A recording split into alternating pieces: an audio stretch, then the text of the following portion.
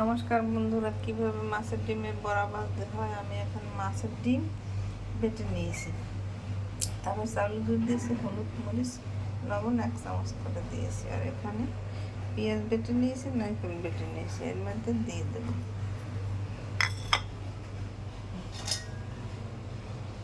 এখন চুলা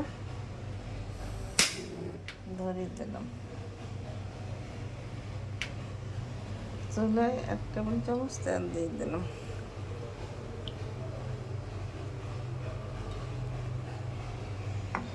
এখন আমি মরা রাখা করে দিয়ে নেব, 2 মিনিট পর ফিরে আসি।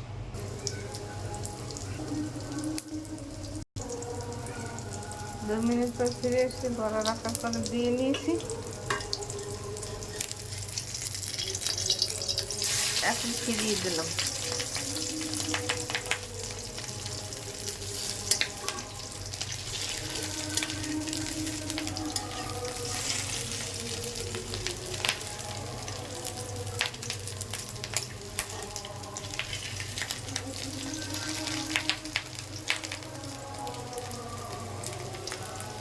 এইরকম মাছের ডিমের বড়া ভাজবেন।